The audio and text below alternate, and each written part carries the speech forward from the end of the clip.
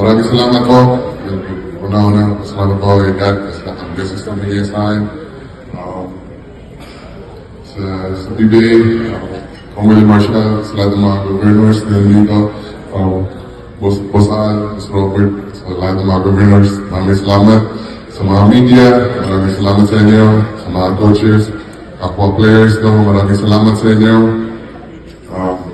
Sino mag-aakala na isang bata na hindi man lang mahilig mag-basketball pero dito na mananalo ng 9 MVPs. Kahit ako mismo, dito yung expect na aabot ako sa ikaw.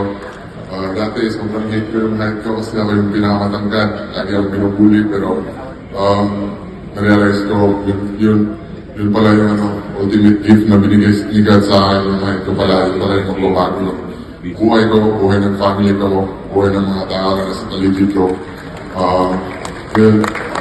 Di talaga natin maano yung buhay, predict yung buhay.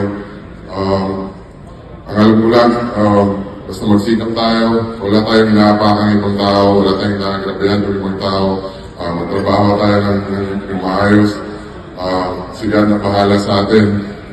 So, ayun, maraming salamat sa mga bata na nag-look up sa akin, sa mga players, sa mga bata na nag-look up sa mga PBA players.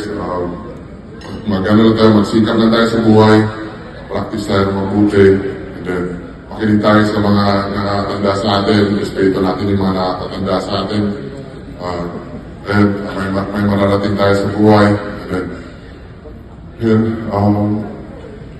maraming salamat talaga sa inyo. Sa mga teammates ko, swerte lang din ako na nasasabihin talaga ako, swerte lang ako na binigay ni God yung mga tao na kailangan ko, yung taong makakatulong sa akin, kay Boss Larry Singh, maraming salamat. Sa San Miguel Management, maraming salamat sa mga teammates ko, sa mga coaches ko. Sila yung dahilan kaya nakakuha ko ng awards na to. So, credit din sa kanila.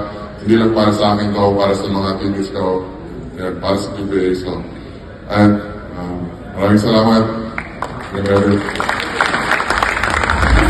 Multiple MVP awards.